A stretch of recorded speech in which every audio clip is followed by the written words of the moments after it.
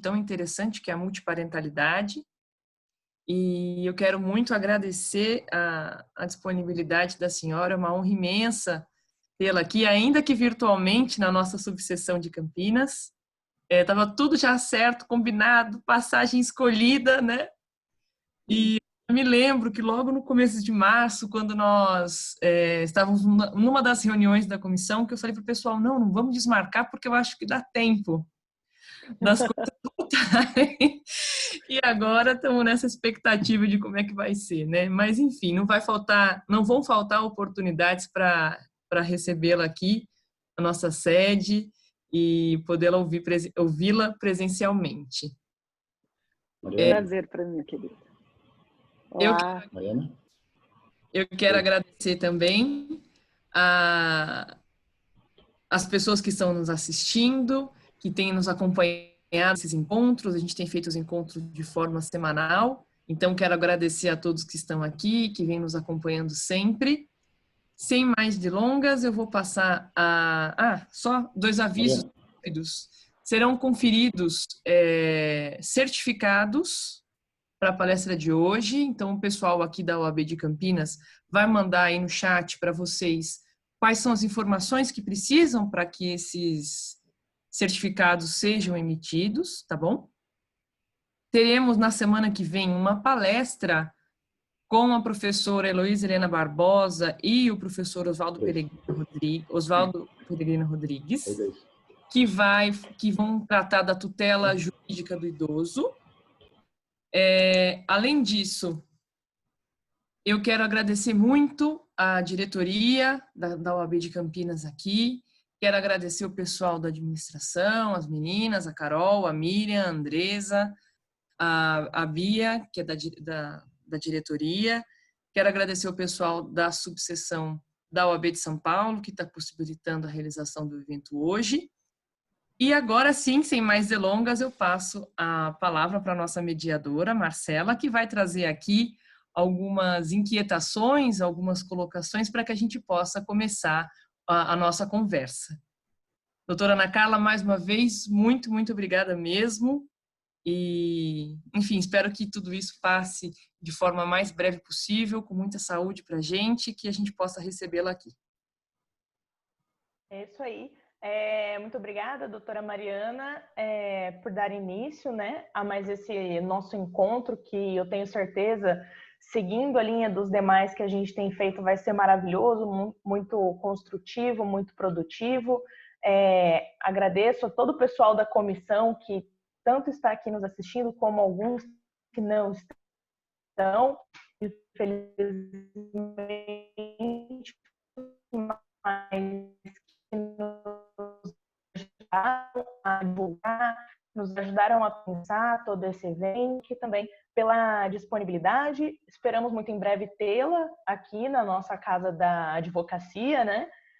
Planejando, então, a sua vinda como a gente esperava que pudesse acontecer, mas infelizmente. Aproveitar também, antes da gente iniciar, pedir para vocês seguirem as nossas páginas, tanto no Instagram quanto no Facebook, da Comissão de Direito Civil da OAB Campinas, que a gente tem utilizado ela sempre para divulgar os nossos encontros, as nossas palestras, as nossas ações, para que vocês fiquem por dentro também de tudo que a gente tem feito, tá certo? A doutora Ana Carla, eu vou pedir licença agora para ler.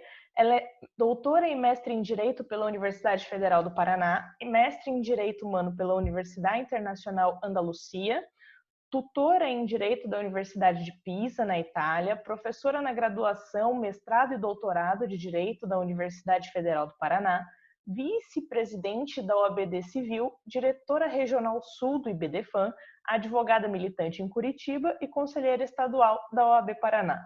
Então, a gente está hoje aqui em muito boas mãos para falar de um assunto que tem dado o que falar ultimamente, que sempre gera dúvidas, que é a questão da multiparentalidade e os seus efeitos. Eu passo a palavra, então, à doutora Ana Carla e agradeço novamente sua presença aqui hoje. Obrigada, OAB de Campinas. Primeiramente, quero agradecer a Mariana Baroni esse convite para estar aqui com vocês, nossa presidente da Comissão de Direito Civil da OAB de Campinas. e que originalmente, como ela relatou, recebi o convite para estar aí presencialmente com vocês, né, baixando as milhagens e adotando esse novo modo de comunicação. Estamos aqui nessa nova modalidade de diálogo. Queria agradecer ao professor Daniel Wittstein, também querido colega e professor de tantas atividades, a mediadora, Marcela Voar, em nome de quem saúdo todos os presentes. E já passo para essas argumentações iniciais para a gente proporcionar depois o diálogo e debates, e assim eu não quero me estender para auxiliar aí nesse que essa modalidade também forneça essa possibilidade de interações, né? Então trago aqui umas considerações iniciais sobre a multiparentalidade, né? Primeiro, antes de mais nada, eu sempre gosto de destacar, aqui nós estamos dentro de uma comissão de direito civil, essa área, né, que eu falo, cheia de pessoas de bom gosto, né, essa área do direito que vai desde o nosso, antes de nós nascermos até após morrermos, né, que passa aí nessa biografia, né, de cada ser humano, ou seja, o direito civil que tem implicações, se não para a nossa atividade profissional, na pior das hipóteses, para nós mesmos, não é verdade? O direito civil interage com todas as realidades do desenvolvimento de uma pessoa. Mas o direito de família, como esse é um direito muito sensível às transformações sociais ao longo do tempo, que não permite o direito civil, né, especialmente o direito de família, está naquelas estruturas rígidas, naqueles modelos normativos fechados. E a multiparentalidade é um exemplo concreto disso. A multiparentalidade é um dado da realidade social e estruturante psicológico no desenvolvimento de várias personalidades. Então, as discussões que lhes são conexas demandam apreciações cuidadosas do direito para que faça, né, dessa realidade suas consequências jurídicas. Então, assim, só recordando, eu não sei os participantes até que ponto são da área de especialidade, então eu peço licença para fazer umas explicações iniciais sobre como se inicia as discussões no nosso país sobre a parentalidade socioafetiva, né, que são aquelas relações que pode se dar entre padrastos e madrastas, a gente costuma dizer boadrastas, né, para, brincando com as palavras, mostrar como ocorrem essas questões, as chamadas adoções de fato ou filhos de criação, a chamada que, entre aspas, adoção à brasileira, né, bastante crítica com relação a essa expressão, casos de reprodução humana assistida heteróloga, sem prejuízo de tantas outras possibilidades que a fluidez da vida nos apresenta como possível de vislumbrar a parentalidade socioafetiva. Eu posso até destacar um dos primeiros casos do Brasil acerca da temática do reconhecimento da filiação socioafetiva, foi o seguinte caso: um determinado senhor, quando do falecimento da sua esposa, ingressou com um pedido entrou com uma negatória de paternidade com relação ao seu filho, que tinha mais de 40 anos na ocasião. Se tratava da seguinte hipótese: o marido e mulher não podiam ter filhos, então tinham realizado a chamada adoção à brasileira, que os militantes da adoção preferem chamar de adoção irregular. Então, registraram como seu filho fosse filho de outrem e o criaram a vida toda como filho. Quando do falecimento da mãe, para que o filho não herdasse dela, o pai entrou com a negatória de paternidade. E à época não se tinha precedente, anos 90, final dos anos 90, não se tinha precedente acerca da temática no nosso país. Já tinha a doutrina do professor Fachin, que tinha feito sua tese de doutorado, de pós-doutorado, sobre a questão da parentalidade socioafetiva, e tinha um livro anterior sobre o estabelecimento da filiação da paternidade. Então, com base nesses marcos teóricos, o princípio que ninguém pode usar sua própria torpeza em seu proveito, articulações assim, ainda naquele momento iniciais, se disse: aquele que no primeiro momento registra o seu filho e depois, para não lhe dar efeitos, lhe nega, aqui há algo de antijurídico muito notório, né? E aí o desembargador Acácio Câmbio, já aposentado aqui no Paraná, reconheceu, portanto, que se manteria aquilo que era uma filiação apenas socioafetiva e não biológica, e o apenas aqui tem a ver com aquele momento histórico, e se manteve o vínculo para fins, naquele caso, inclusive, sucessórios. Então, de lá para cá, as nossas decisões foram passo a passo, né, dando um caráter superior ao patamar que chegamos da multiparentalidade, né, a esse patamar de possibilidades de se estabelecer vários vínculos paternos filiais. Então, a gente pode definir a multiparentalidade ou pluriparentalidade como reconhecimento jurídico de mais de 2 vínculos de parentalidade concomitantes à mesma pessoa, ou seja, a possibilidade de uma pessoa possuir ao mesmo tempo 3 ou mais laços parentais. Bem no início, eu vou ilustrar alguns casos que no início da nossa jurisprudência começou.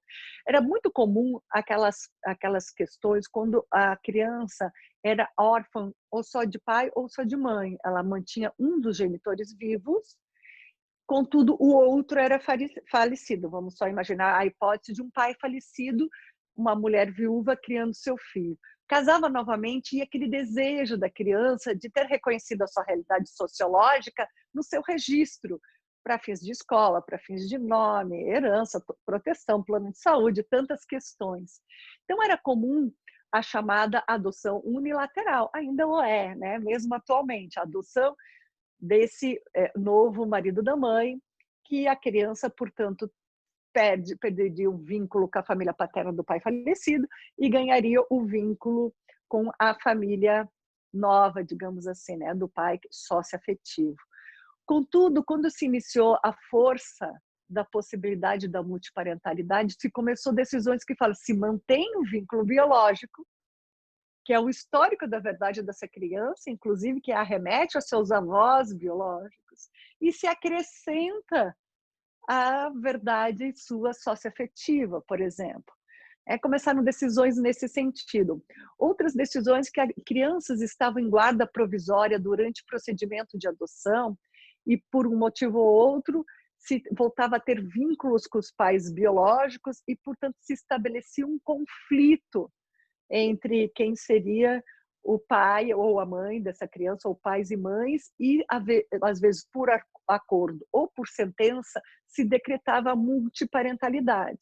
Então aqui estou trazendo alguns exemplos, temos exemplos também de famílias homossexuais que fizeram projetos parentais em conjuntos, às vezes com inseminação artificial, heteróloga, dita caseira, né? Aqui, acho que aqui teríamos se alguém tiver interesse, talvez um debate para outra temática, a complexidade que surge dessas questões ligadas à diversidade de orientação sexual.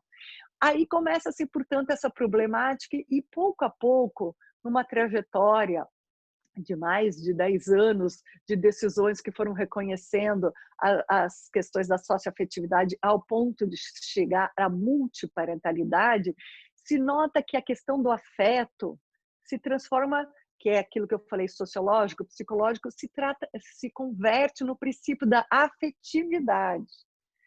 Se gosta de fazer em doutrina essa distinção, o professor Lobo, o professor Calderon, para se distinguir aquilo que é só da alma, aquilo que é só um sentimento, daquilo que são signos presuntivos, sinais externos, concretos, do que seria a socioafetividade. Então, não se diz respeito só a amar ou não amar, gostar ou não gostar, mas sim ter fatos, né? Se a gente fosse para a categoria lá dos fatos jurídicos, que dão os requisitos para a configuração dessa socioafetividade.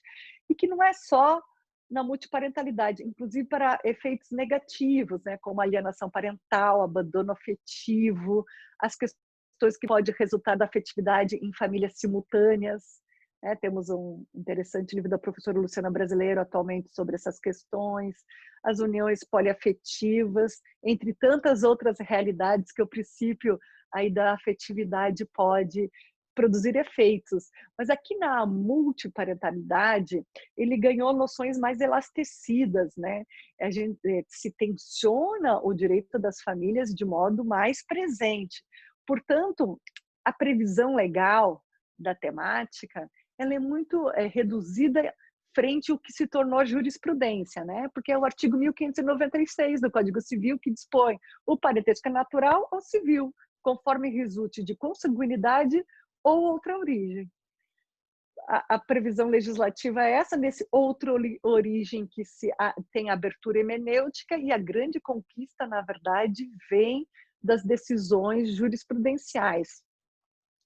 Então, nós temos que também tomar o cuidado que toda essa relação que a gente, tal qual união estável, tal qual famílias paralelas, tal qual separação de fato, nós temos que tomar cuidado na apreensão dos preenchimentos dos requisitos sobre a temática, né?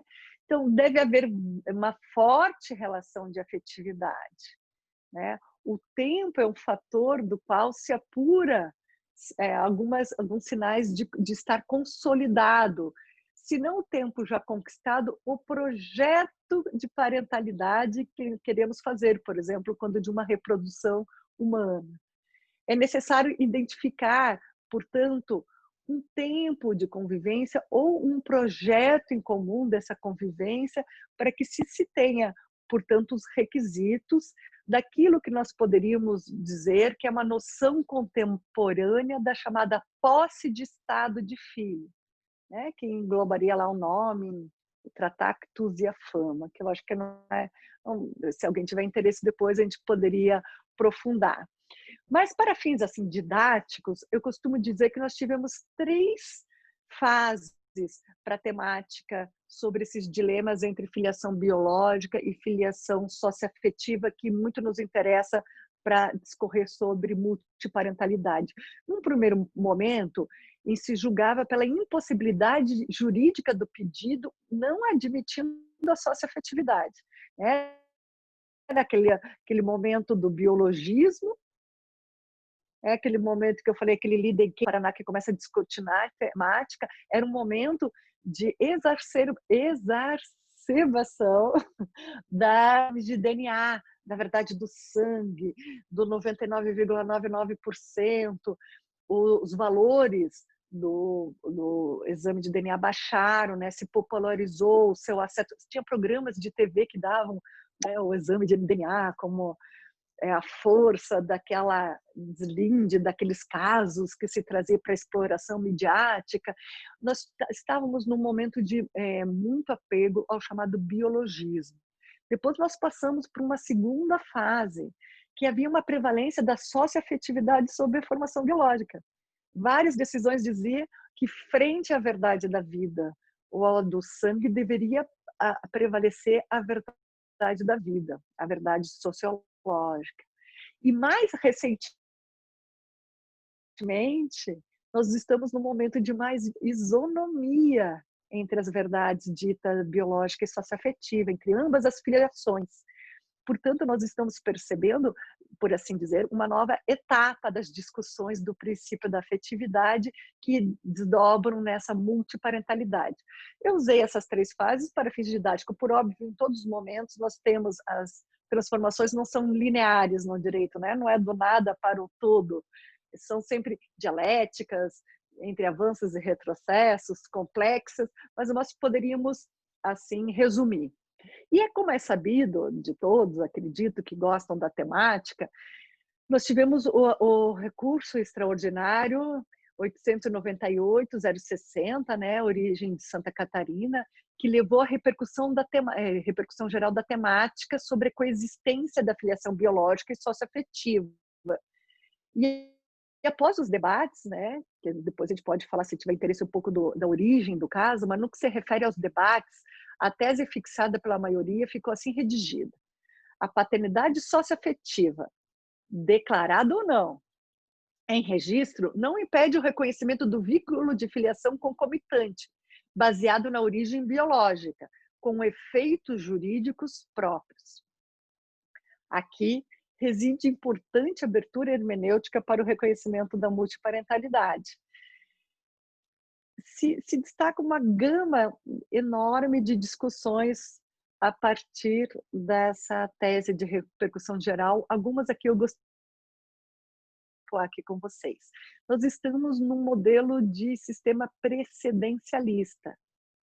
E como isso vai dialogar com o direito das famílias, que é por essência plural, diverso, peculiar, singular, de cada realidade concreta.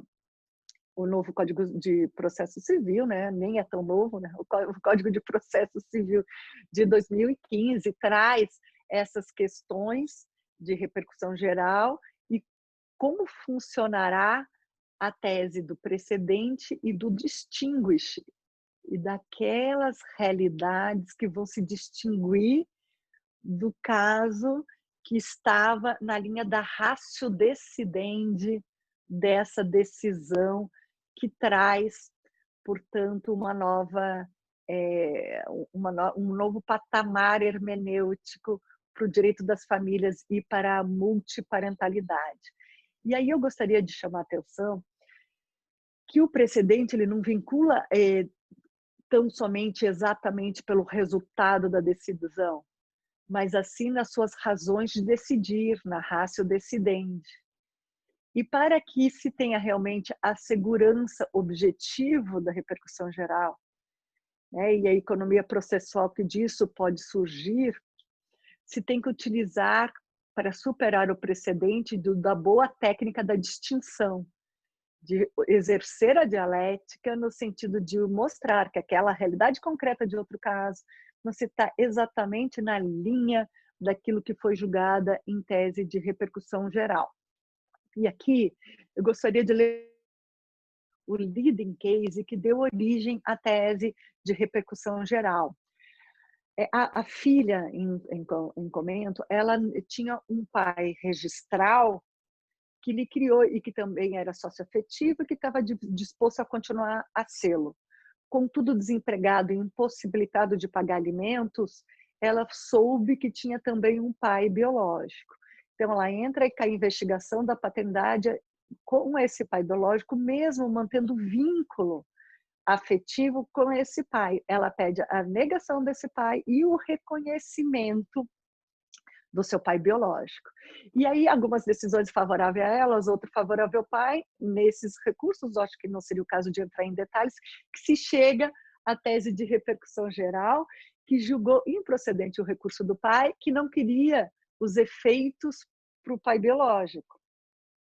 Contudo, o pedido dela era desconstituir o pai socioafetivo e reconhecer o biológico. Então, a tese de repercussão geral, ela ampliou o pedido originário do caso que lhe deu origem. Então, só gostaria de destacar isso, se nos debates chamar a atenção, nós podemos seguir com essa temática.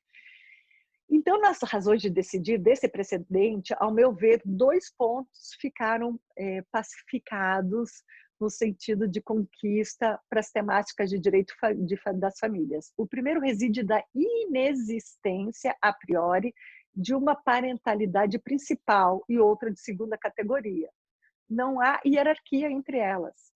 E disso se dá vários efeitos de ordem existencial e patrimonial. E o segundo aspecto é que a tese da multiparentalidade fica consagrada, porque até então ainda era decisões que ainda tinham digamos, em número, um fundamento, ainda não estava solidificado no universo nacional, me parece, portanto, que as duas questões podemos extrair sobre essa temática.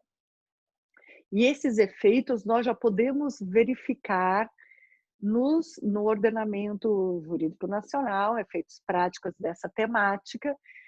Por exemplo, após a decisão do STF, o Superior Tribunal de Justiça vem aplicando a tese em tela, como no julgamento do agravo interno, no recurso especial 1.622.330, originário do Rio Grande do Sul, em que uma criança foi registrada e criada como filha do marido da mãe, diferentemente da situação fatada aos dos 2 pais. resignação e interposição do recurso especial junto ao STJ. Em decisão monocrática, o ministro Vilas Boas Cueva reformou o entendimento do Tribunal de Justiça do Rio Grande do Sul para reconhecer a situação de pluriparentalidade. Em face da decisão, o pai biológico interpôs o recurso de agravo interno, alegando que não seria possível a aplicação da tese de repercussão geral para aquele caso dele concreto, por ser imprescindível manter apenas o vínculo registral do pai socioafetivo, mas a terceira turma negou o provimento a tal argumento, manteve a decisão democrática. Então, aqui se aplicou a tese de repercussão geral, e essa filha que tinha um pai registral, novo marido da mãe, ainda teve o reconhecimento do seu pai biológico e, então, terá direito a efeitos patrimoniais e existenciais concomitantes. Só que se observa também que o STJ está atento à construção dos fundamentos do distinguish, como eu dizia, das técnicas de distinção daquilo que não está diretamente ligado ao caso concreto. E toma a pluriparentalidade como possível, mas exceção a se examinar cautelosamente os elementos fáticos que conduzem a tal conclusão. Por exemplo, no recurso especial 1.674.849, da relatoria do ministro Marco Aurélio Belize, também a terceira turma notou-se que seria inviável a simultaneidade de paternidade socioafetiva e biológica, pois os autos demonstraram que o pai biológico não manifestava qualquer interesse na criação da filha, que era pequena, enquanto o pai socioafetivo a assistia material e afetivamente. A corte julgadora ressalvou o direito da criança em buscar a sua verdade biológica depois de atingida a maioridade, como o princípio do seu melhor interesse. Portanto, no caso concreto, não se entendeu o melhor interesse realizado, tendo em vista a complexidade da relação de baixa qualidade entre a criança e o pai biológico. Por outro lado, o mesmo relator, com base na tese de repercussão geral, acolheu o pleito do pai biológico que desejava reconhecer a paternidade paralela de criança no recurso especial 1.548.187 de São Paulo. Então, aqui vocês percebem a complexidade do caso concreto. Vou destacar um outro caso ocorrido aqui no Paraná, no sentido de tentar desconstituir uma paternidade. Olha a complexidade desse caso. Se tratava de uma filha adotada unilateralmente, que entra com pedido de desconstituição desse vínculo adotivo e reconhecimento do vínculo biológico. Ela afirma que ela nunca criou laços socioafetivos com seu pai adotivo e, portanto, sua realidade era meramente registral. O pai biológico diz em sua contestação que deveria se manter a verdade socioafetiva, mas pede sucessivamente que, se não fosse assim o entendimento, que aplicasse a tese ao caso, ou seja, que ambos os pais deveriam ser considerados vinculados e com os direitos e deveres frente à relação de parentalidade estabelecida. E aqui, nesse caso, o TJ do Paraná entendeu por maioria que não seria a aplicação da tese, porque teria aqui uma distinção que deveria ser feita entre as possibilidades. Ainda gostaria de lembrar que, primeiramente, nós tivemos o provimento 63, que permite o reconhecimento do vínculo socioafetivo diretamente no cartório, e, posteriormente, o provimento 83, que promoveu ajustes nesse primeiro provimento, dizendo que a filiação socioafetiva cartorial pode ser reconhecida para filhos acima de 12 anos. E temos um entendimento que, se a criança tem um pai e uma mãe biológico, por exemplo, um vínculo socioafetivo ainda pode ser reconhecido, ou seja, há possibilidade do reconhecimento da multiparentalidade em cartório, atualmente, se a criança tiver acima de 12 anos, com aqueles documentos comprobatórios da temática. Eu vou ficar por aqui, a gente pode trazer outras reflexões sobre como se aplicar em alimentos, em sucessão, tentando trazer os efeitos da multiparentalidade, mas primeiro gostaria de estabelecer um canal de comunicação para não pesar demais que com a palavra excessivamente comigo não desestimule esse debate, assim a gente pode continuar as nossas reflexões. Agradeço. Perfeito, doutora Ana Carla.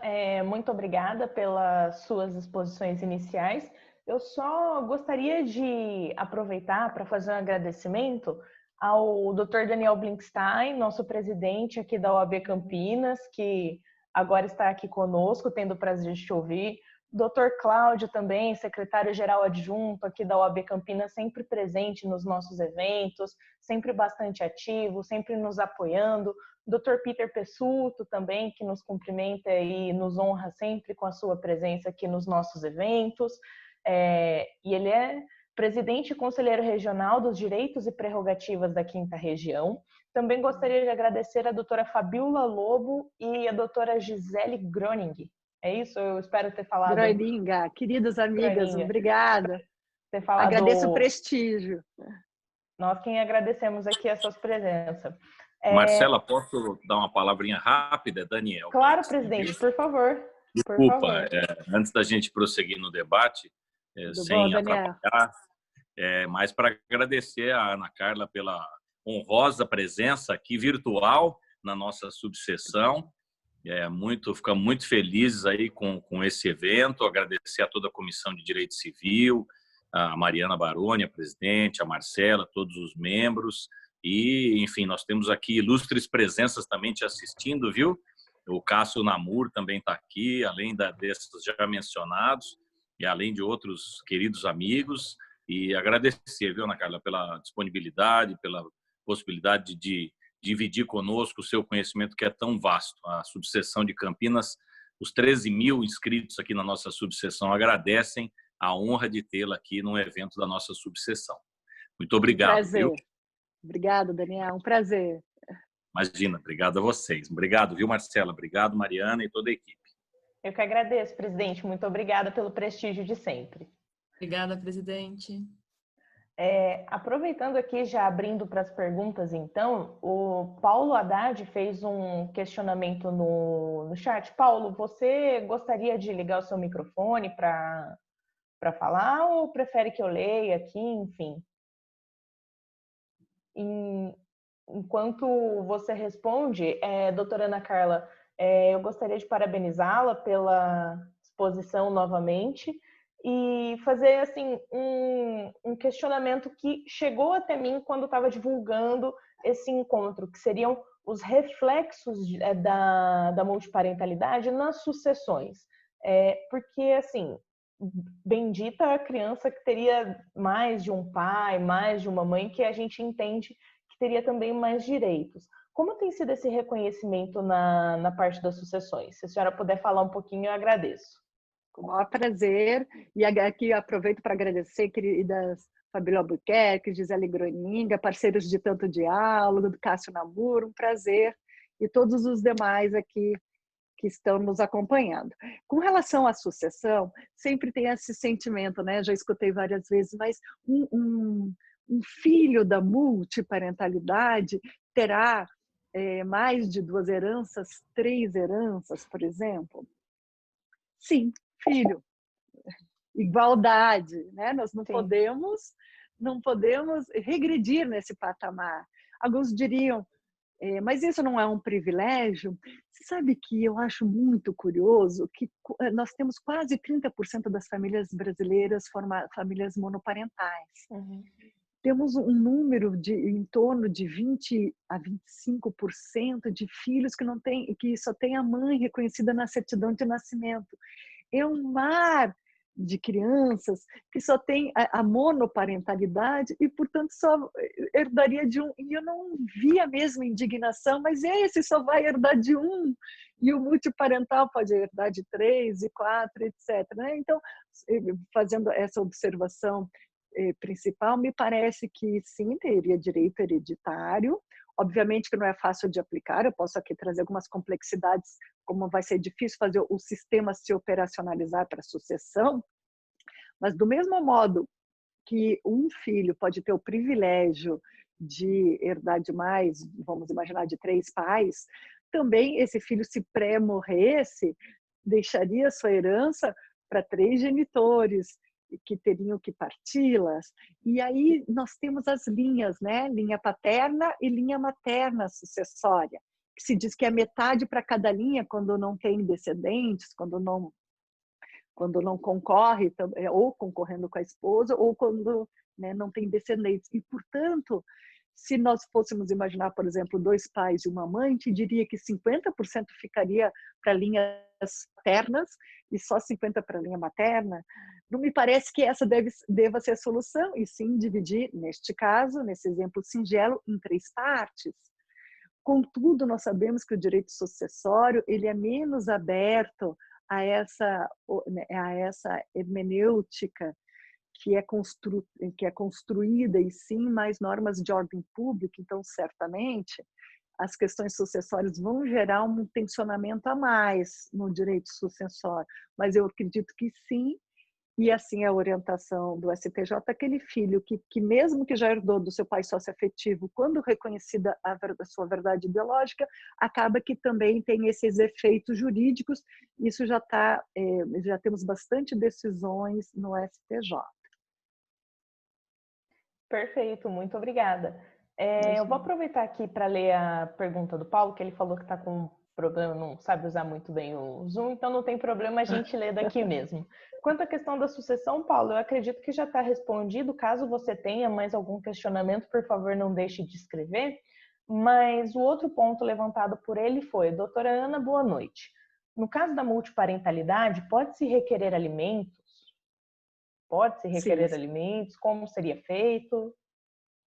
Exatamente. Paula, agradeço a pergunta, a participação. Somos todos aprendizes desse novo modus de comunicação, né? Sim, inclusive o caso que deu origem à tese de repercussão geral era de alimentos. E aqui, a tua pergunta me oportuniza a falar umas questões um pouco mais complexas sobre essa questão de efeitos, por exemplo, nos alimentos. Os alimentos, no meu modo de entender, deve ser, no nosso modo não, na conquista da nossa lei, da nossa jurisprudência, a necessidade de quem pede e possibilidade de quem paga. E ainda uma proporcionalidade entre essas questões. E eu acho que essa ideia tem que ser transposta para a realidade multiparental. Então, vamos imaginar que uma criança, tendo necessidade e tendo múltiplos pais, deveria, portanto, está abarcada a possibilidade de pedir a todos eles. E como seria essa obrigação? Seria uma obrigação divisível, solidária. A solidariedade, como todos nós sabemos, por regra do Código Civil brasileiro, ela não pode ser presumida.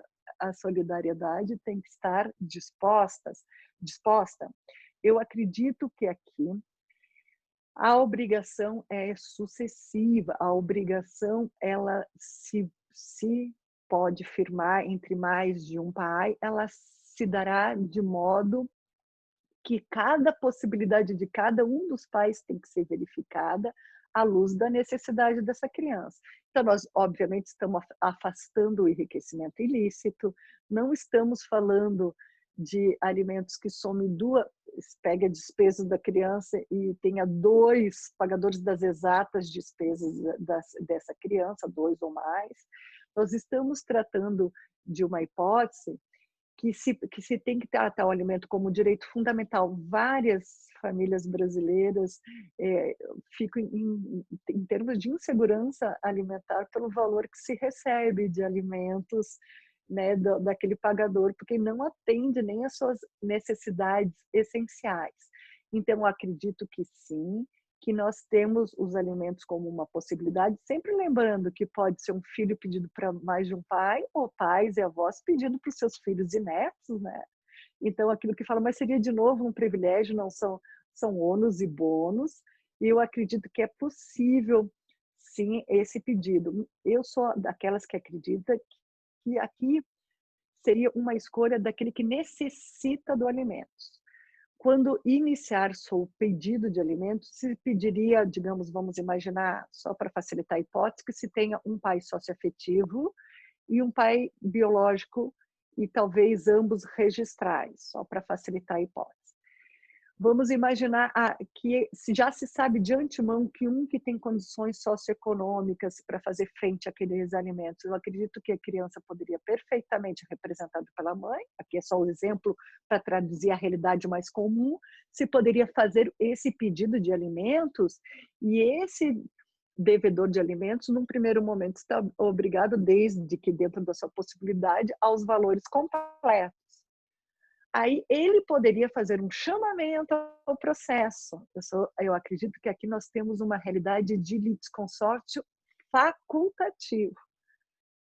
Poderia ser chamado ao processo aquele outro pai para também fazer frente a esses alimentos.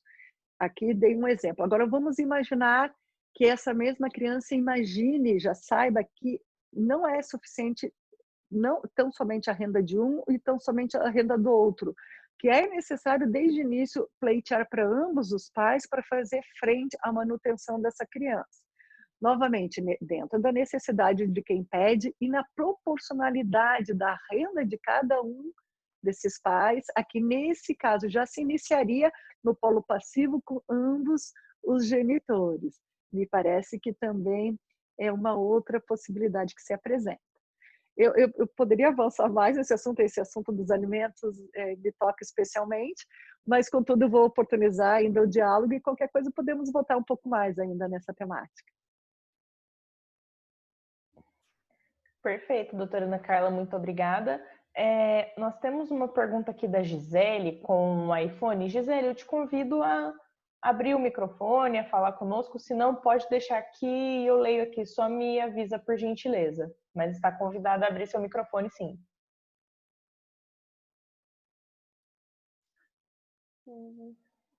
Não? Acho que ela pode não estar. Eu vou passar, então...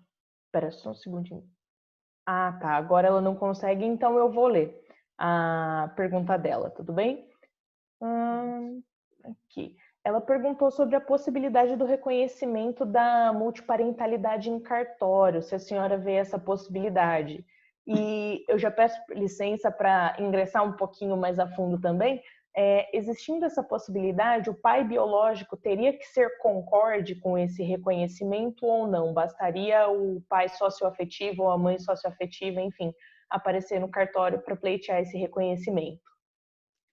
Então, o reconhecimento da filiação socioafetiva, ele está regulamentado, aqueles dois provimentos que nós tratávamos da hipótese, e não necessita da concordância do outro genitor, e sim da prova da socioafetividade. Aqui está, né, digamos assim, o X da questão e a complexidade da temática. Por quê? Porque os cartórios vão ter que reunir documentação, né? Tem suas questões de responsabilidade com relação a isso, então trouxe toda uma sorte de discussões entre os cartorários, né, essa temática. Mas sim, sou favorável ao reconhecimento da multiparentalidade em cartório, me parece que está abarcado nos provimentos mencionados. Há essa questão da socioafetividade que já existiu. Então, deixa eu explicar um pouco. Lá na minha fala inicial, nós tratamos de duas possibilidades de multiparentalidade. Uma que é o retrato do histórico da vida. Eu já tenho um histórico construído de uma relação, vamos imaginar que é uma relação de padrasto, né? Eu recentemente, na minha experiência pessoal, agora eu tenho um padrasto, agora eu sei essas relações, né, como vão se construindo aos poucos, né, passo a passo.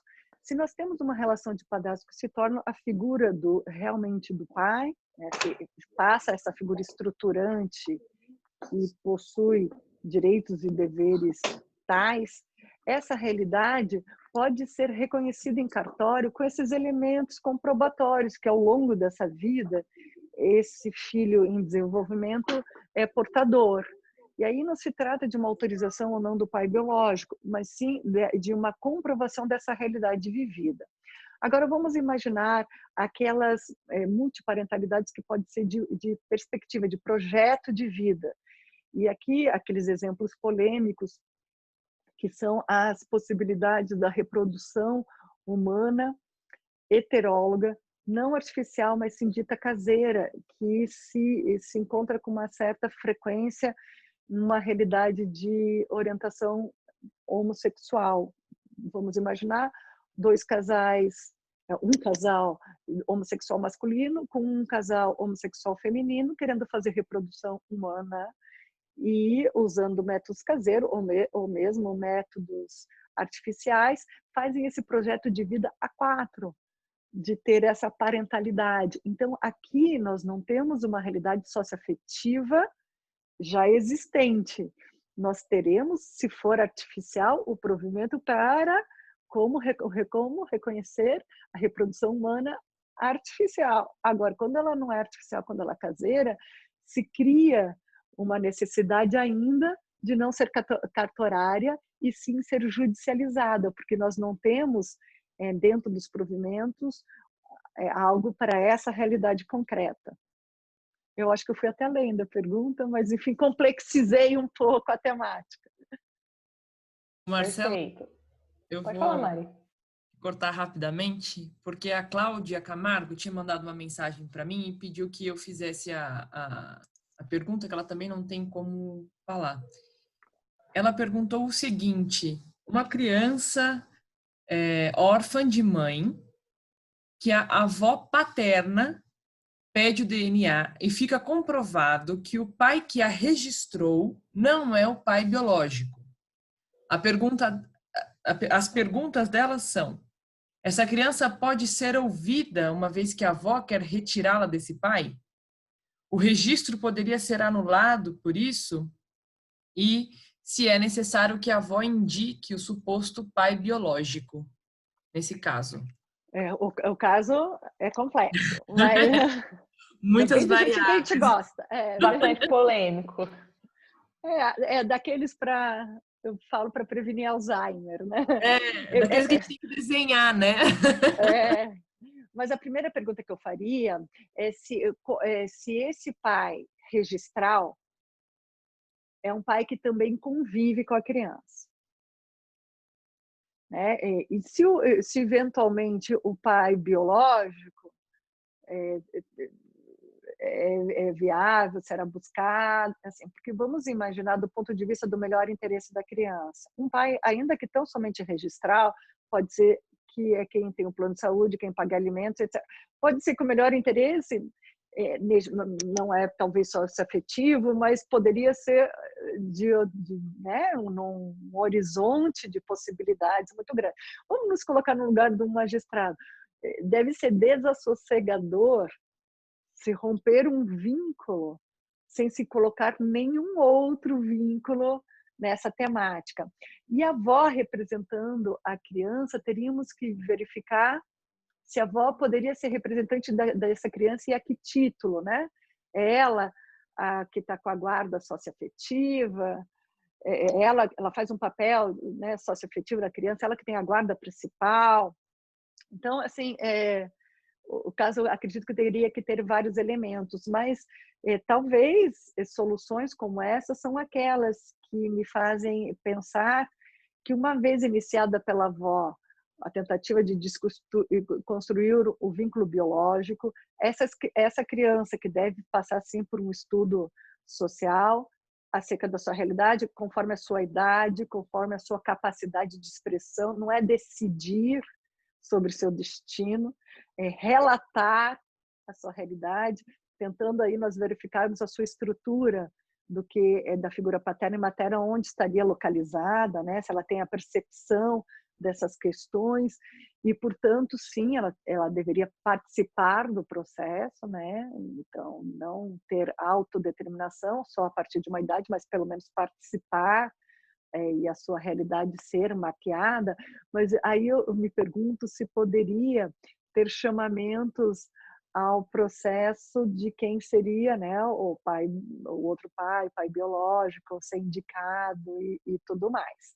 Acredito que talvez um julgamento semelhante a um que eu relatei aqui para vocês na técnica da distinção, que se entendeu ali no STJ pelo não vínculo da criança com o pai biológico e até versão que o caso teria, que se manteve tão somente a filiação socioafetiva, mas se ressalvou a hipótese da criança, a partir da sua maioridade, poder, aí, agindo por si própria, buscar o reconhecimento do seu pai biológico, né? Sem saber detalhes do caso concreto, eu iria nessa linha.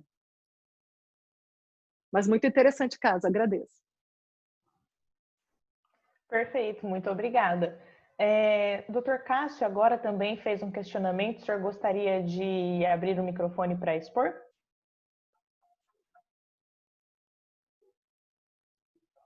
Olá, boa noite. Olá, Ana Carla, boa noite, doutora Ana Carla. Prazer estar aqui com vocês. Um questionamento no sentido oposto dos alimentos. Um filho de uma relação multiparental, quando se tornar adulto, pode ser demandado por ambos os pais, ou seja, ele pode ser obrigado a cumprir dentro das suas possibilidades e necessidades dos genitores também, genitor biológico e genitor afetivo, neste caso, né? Se é que existe genitor afetivo, aspas, né? Ele poderia ser demandado das duas formas? Como você vê isso? Obrigado. Querido amigo, Dr. Cássio Namur, nosso prazer especialista, é meu estar aqui, desculpe. Nosso especialista no direito das famílias internacional, direito comparado, um prazer tê-lo aqui no nosso debate. Sim, doutor Cássio, acredito que tanto o vínculo é de duas mãos, né? Tanto o estabelecimento do vínculo pode ter aquilo que alguns podem entender como um privilégio de poder receber de dois pais alimentos, mas também podemos ser demandados, né? E não digo só pais, né? Vamos imaginar 3 pais, avós, né? Todas as outras questões que podem daí surgir. A única ressalva que eu faço, e aqui é polêmica também, que nós temos aquelas decisões, aquele entendimento jurisprudencial que não é pacífico, que aquele que não teve, durante o seu desenvolvimento da sua personalidade, apoio dos seus pais, não pode depois, quando esses pais idosos necessitarem de alimentos, demandarem esses filhos a quem eles não atendeu, nem afetiva, nem economicamente.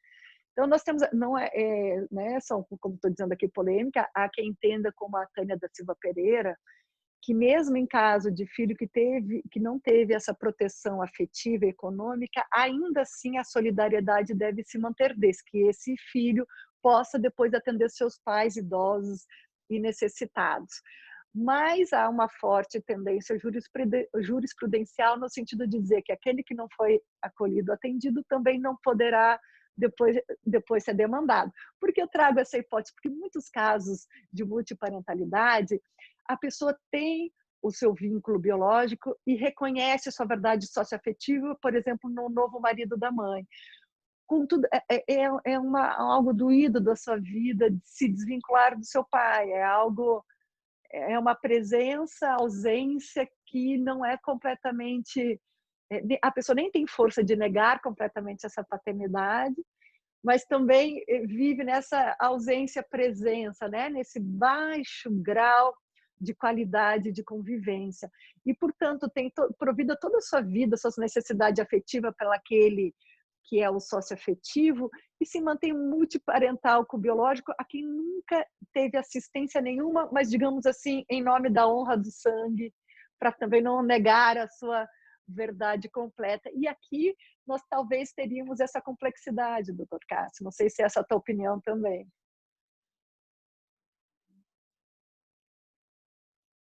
Sim, concordo, estou de acordo. Obrigado pela resposta, era o que eu imaginava também, mas existe essa parte da reciprocidade. Muito embora temos que pensar, talvez no futuro tenhamos de pensar, ainda é muito recente tudo isso, porque no sentido oposto talvez ainda não se colocou essa questão.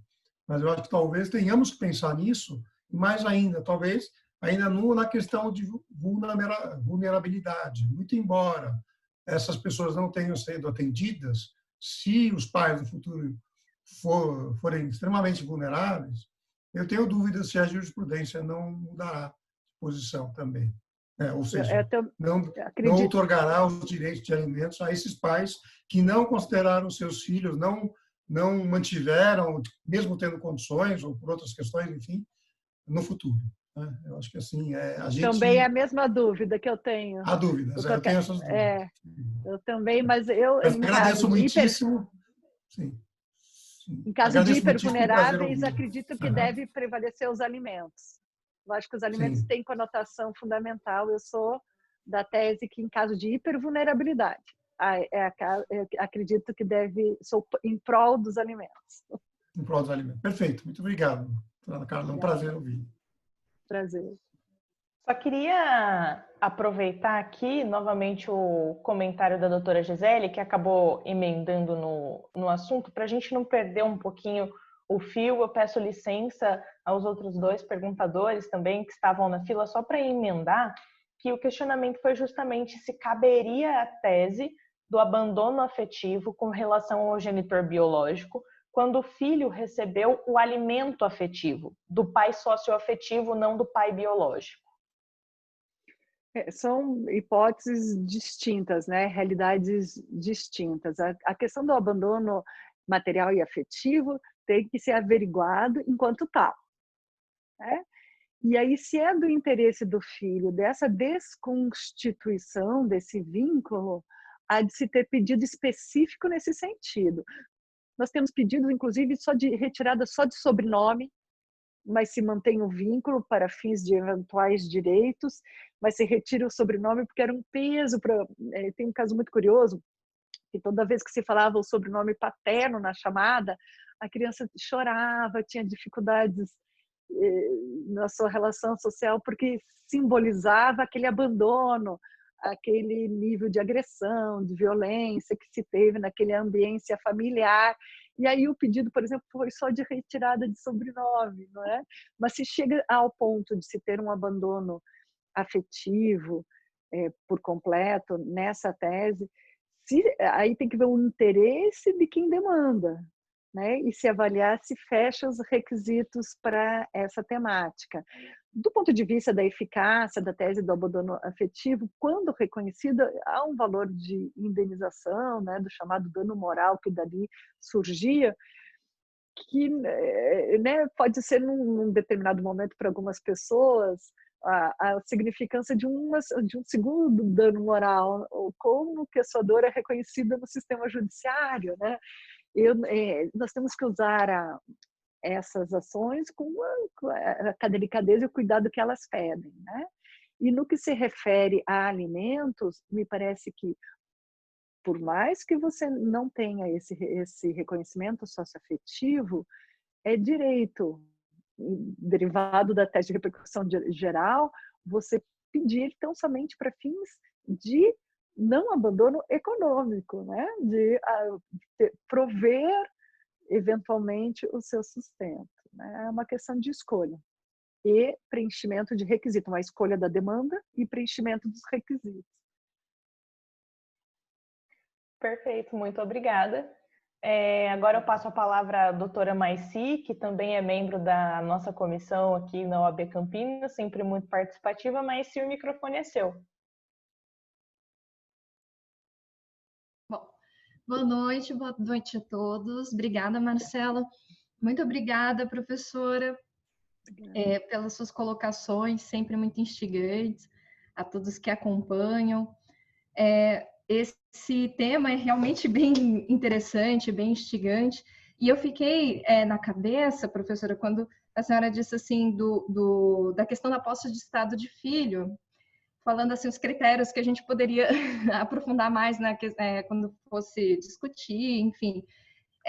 Até porque, quando comentamos da decisão do STJ, né, do recurso extraordinário, do recurso especial, foi isso, não? STJ, perdão. É o 898-060, desculpa, é o STJ, é o STF, né? Desculpa, agora tô... Deu um bug aqui.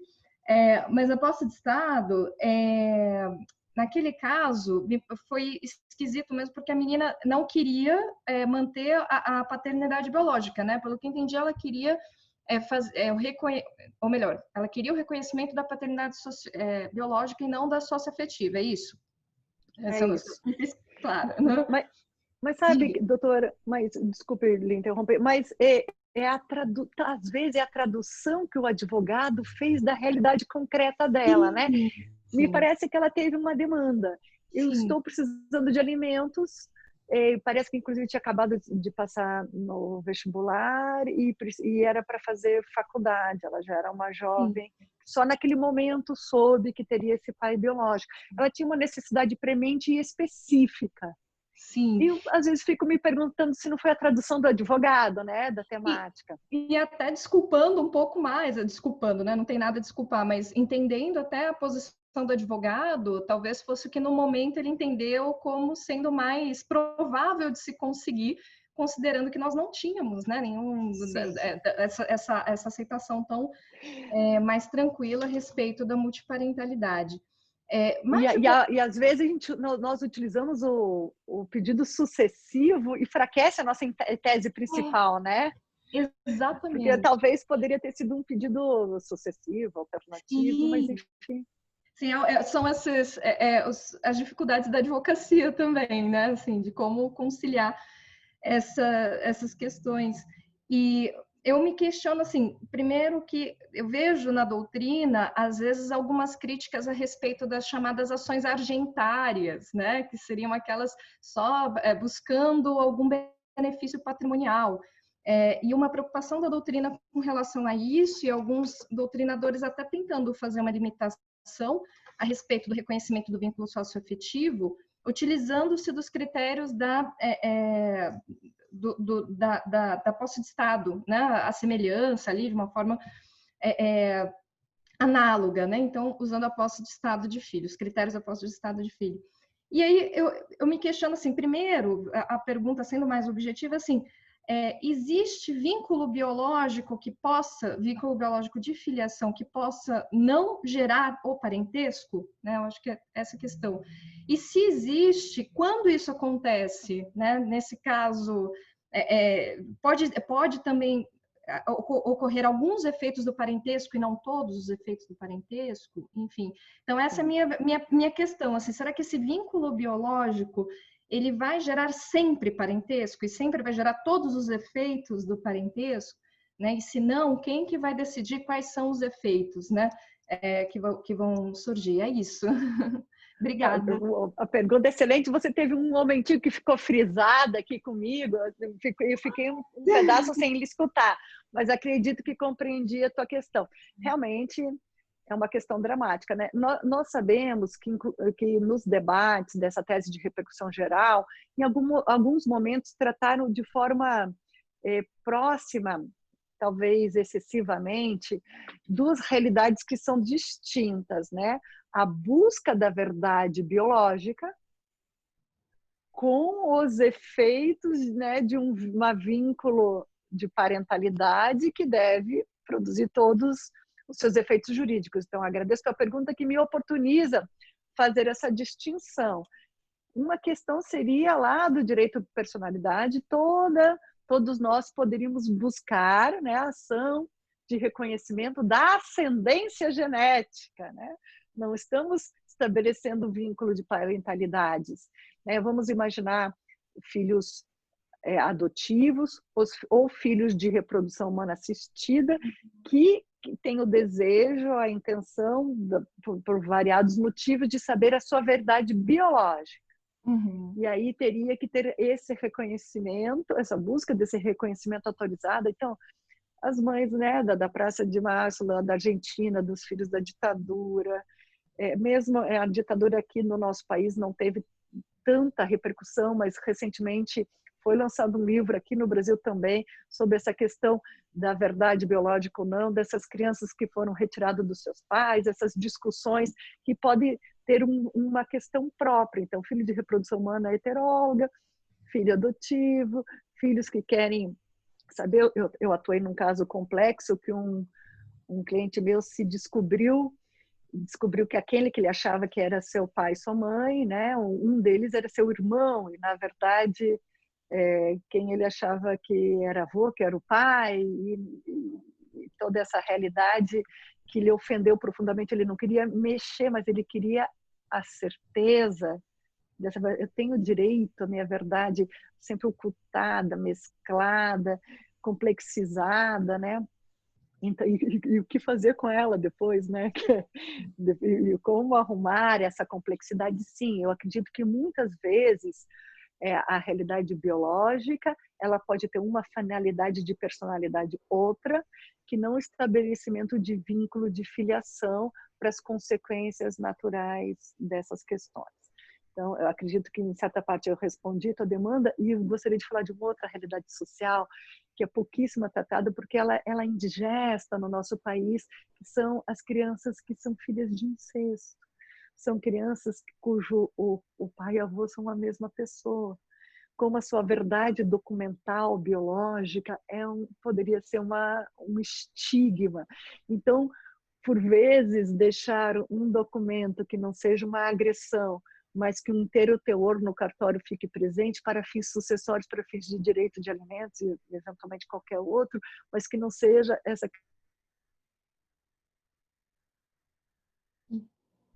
causa um especial de sabor, crianças que foram abusadas sexualmente pelos seus pais. Enfim, há uma realidade concreta que às vezes é mais tratada lá nos direitos humanos, quem trata de criança e adolescente, não dialogando com o direito das famílias. Eu acho que o direito das famílias também pode muito contribuir nesses casos que são duros de ser enfrentados e fazem parte da realidade brasileira, né? A principal causa de abuso sexual é intrafamiliar de uma menina abaixo de 13 anos. Obrigada, professora. Nada, muito obrigada. Perfeito, muito obrigada. Eu passo a palavra agora para Larissa Almeida. Larissa, você gostaria de abrir seu microfone para fazer sua colocação?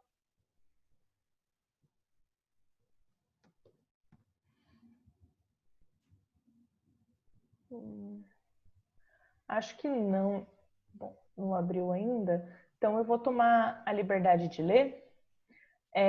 Ela perguntou, doutora, na sua opinião, na sua visão, se os cartórios estão prontos para esse tipo de demanda.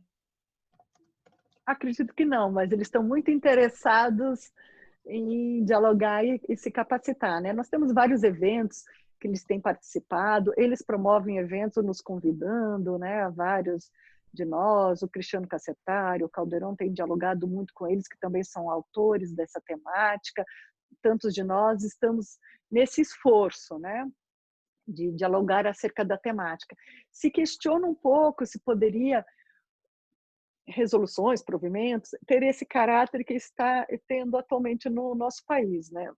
Eu digo para você que, nesse sentido, sou completamente favorável, quando está em sintonia com um reconhecimento aliado, especialmente a direito fundamental, como é a hipótese de filiação.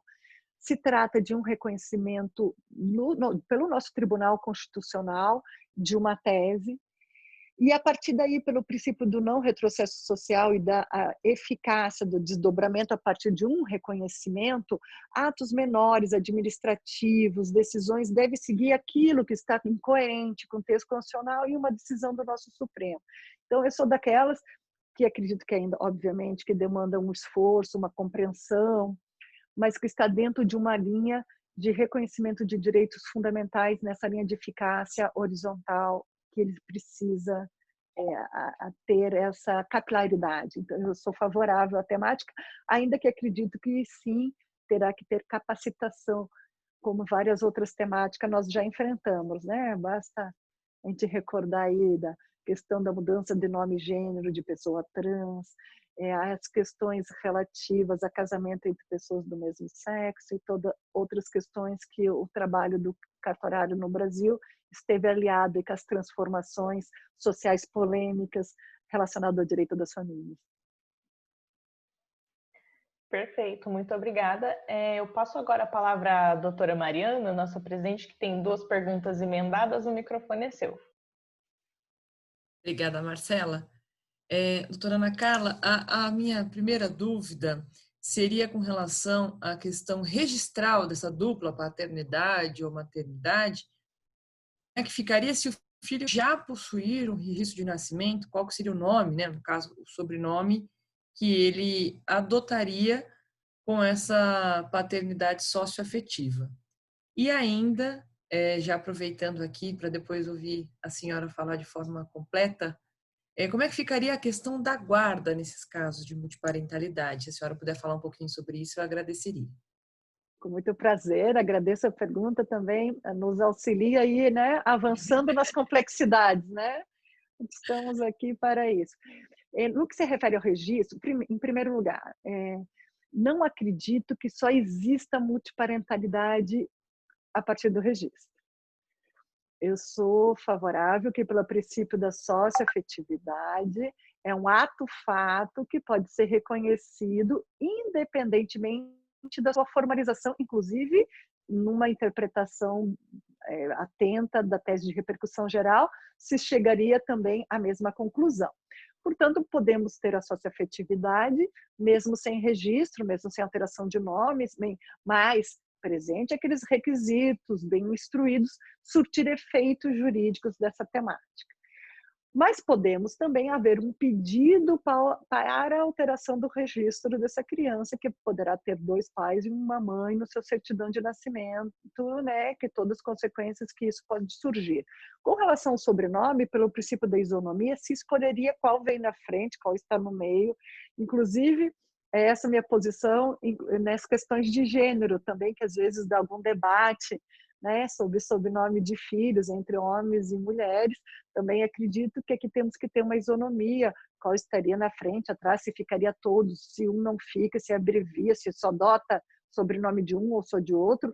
Acredito que essa questão de sobrenome é de escolha de eleição das pessoas, o que vai ficar lá é genitores, né, ali na filho de, nome de 2 homens, e uma mulher ou 2 mulheres, enfim, essa complexidade. Não será fácil a vida, imagine todos os cadastros da vida. Se imagine emissão de passaporte, você chegar num país, uma criança que tem 3 pessoas, não será, assim, não será algo que se operacionalizará com tranquilidade, será uma questão na vida. Viagem, né? A autorização é tudo, então teremos toda essa complexidade. Contudo, eu acredito que é uma complexidade que tem que ser enfrentada porque a vida é complexa, né? Não é por causa da formalidade que nós vamos mudar a nossa realidade, né? Eu acredito que temos que ir achando as soluções para cada temática. E no que se refere à sua segunda pergunta, era além dos... Desculpe, não escutei. A questão da guarda. Com relação à guarda e todo exercício do poder familiar, eu vou colocar aqui, começou a ficar sem bateria. A questão da guarda, eu acredito que o poder familiar não poderá ser por maioria, né? Vamos fazer uma assembleia de pais e mães, agora vamos por maioria decidir, né? Como se daria o destino dessa criança, que escola matricular, que língua, que religião, que todo o debate, né? E que se deve ter. O poder familiar não se exerce em pedaços. O poder familiar estará complexizado em 3, 4, quantos forem esses genitores a participar dessa realidade. Guarda compartilhada em relação a todos eles. Não vai, a gente vai sair da fórmula matemática, só que a fórmula matemática eu já questiono ela há muito tempo. Eu sou daquelas que acredita que a pandemia isso ficou bem evidenciado. Hoje o que nós temos no país é chamada guarda compartilhada obrigatória, mas ela é um rótulo, ela não é um conteúdo. De modo geral, os sistemas das guardas compartilhadas são muito mal traduzidos na realidade prática, como se fosse visita livre, como se fosse não ter organizado com essa realidade, quando na verdade deveríamos ter aquilo que no direito comparado localizamos, chamado de plano parental. Então, quando a gente faz um plano de partilha, deveríamos fazer um plano entre direitos e deveres, o que cada um do genitor vai contribuir. Eu me recordo em audiências, ou dialogando com clientes, quando eles falam, eu quero a guarda compartilhada, ótimo, perfeito, é a orientação, mas quem irá na reunião? Serão os 2 ou uma vez cada um? Quem leva, quem busca na escola, quem faz deveres, quem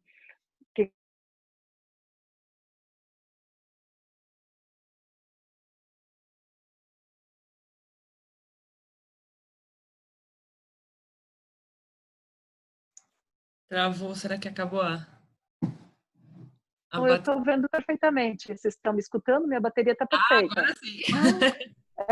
Eu frisei. E a sua imagem? Ufa!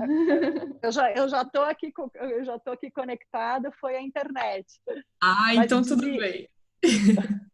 Mas dizia eu, então, que essas questões evidenciam que, na verdade, nós ainda não estamos no patamar de uma guarda materialmente compartilhada, nem nos casais tradicionais.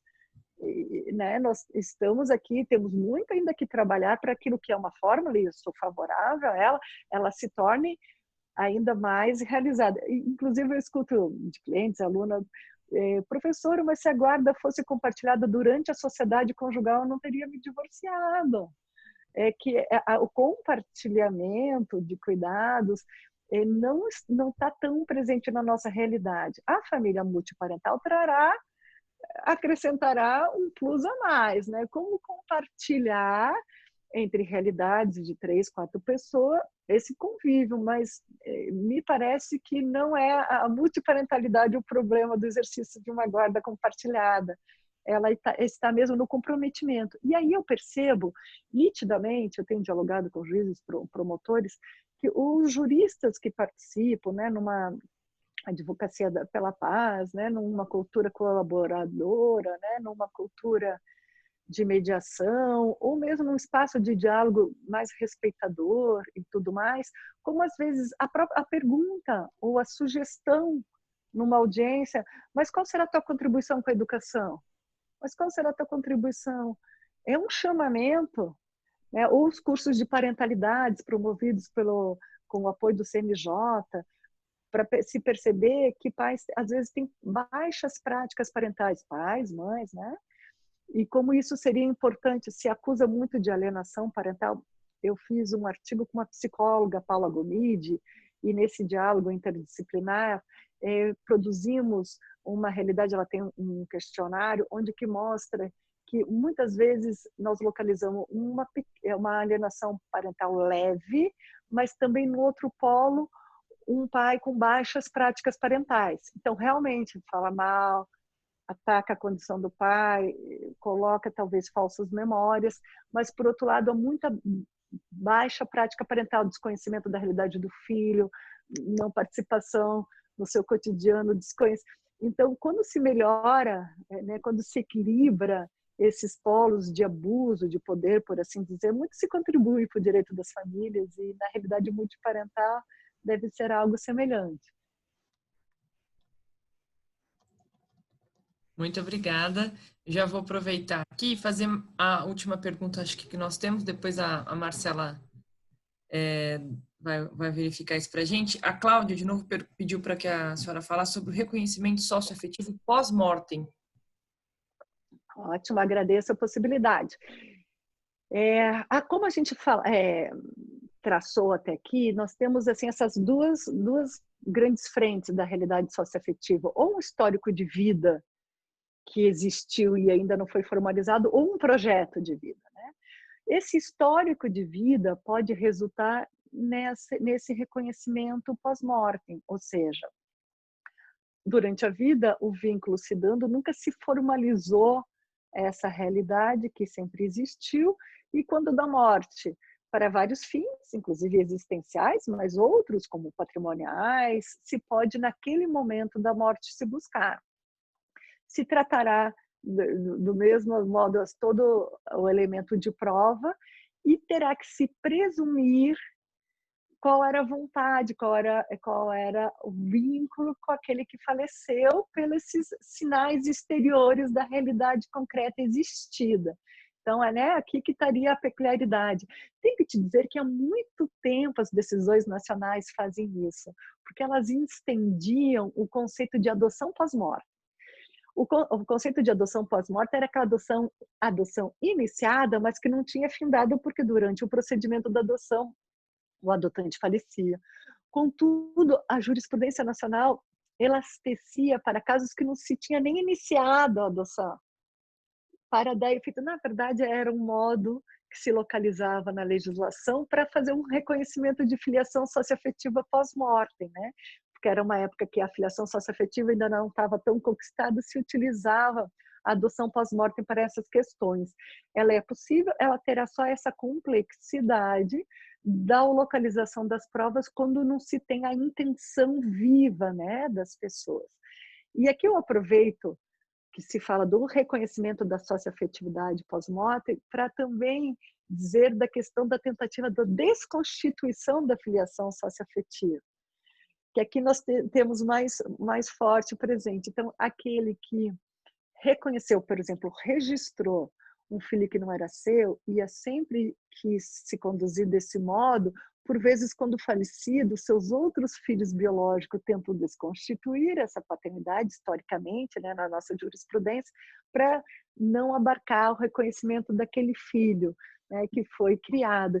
E aqui, nessa ação de Estado, se diz, em ação de Estado não se pode contra a vontade do falecido e contra o seu Estado, quando do falecimento.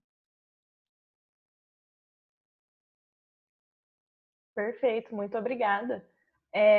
Pelo que eu verifiquei aqui, não restam mais perguntas, então a gente já se encaminhando para o final, eu queria aproveitar e pedir para todo mundo, quem puder, na realidade, né, ligar as câmeras do computador para a gente fazer a foto, print da tela para registrar esse momento. Mais uma semana que a gente tem conseguido fazer eventos com um número bastante considerável de pessoas, tem conseguido fomentar o diálogo, uma discussão com conteúdo, né?